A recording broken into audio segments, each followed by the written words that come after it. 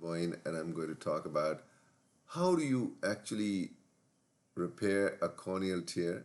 And this patient, which you see over here, this was repaired and referred to me that he had poor vision and poor recovery of visual acuity after trauma. So patients who do get corneal tear, they will have an outcome which will be based on their initial presentation. The more severe the visual loss initially, if somebody is counting fingers, hand movement, or perception of light initially, that is going to be those are going to the patients which have got a poor visual outcome. Patients with good visual outcome will be those patients which have initially good vision. So you can see in this patient, you have got a corneal tear running out. It's a jagged tear and a Y-shaped tear over here. And you can see it makes that Y appearance over here. So how are you going to repair this? Number one, if you have a corneal tear or we decide if it's just a corneal tear or if it's becoming a corneoscleral tear. And the first suture you're going to place in a corneoscleral tear is the landmarks. And the landmark is the limbus or the limbal scleral junction over here. And the other landmark, if this is a Y-shaped lesion, then this is the another landmark over here. This crossing over here. So you need to align this cross and put one stitch is over here, the other stitch over here. And this is going to align that area to that area. So when you are going to suture this area, you are going to end up in the right plane. Otherwise, you might just misalign the area which you do. So the first point is to get your landmarks correct and align them together. The second part is going to get your anterior chamber formed because you're going to have an iris prolapse, and that iris prolapse is going to come in your way. So you're going to close the corneal wound like a zipper. So you can start off from one side, you can start off from the periphery on this side, superiorly or inferiorly, and keep going in the center.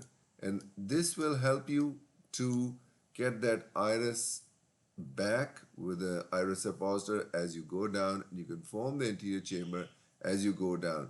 The other way is go from one side. Probably what I would do is go from one side and end up going to the other side and sort of repositing the iris as I go in the back. And in the end, you would make a sideboard incision and then go and sweep over the iris over here. And if it is adherent to the cornea at any time, then I would repair that area. I would sweep that iris hook so that the iris detaches from that corneal endothelium. And this is another thing which you typically would see in these patients, that there is hydration of the cornea. When you go in, and you would see that the cornea becomes thick in the area. Here you can see this is the area going right up to the limbus, but it is not involving the limbus. So you need to know if this is the area of the cornea which is involved. Then you need to see this post-operatively, that this is the area. You can see this striate folds. The cornea has become thick in this area, and obviously with so many sutures in place in this patient, you're not going to get does not look like this patient is going to get a good vision. And the other thing which is important, you see that the cornea is actually seems to be shortened.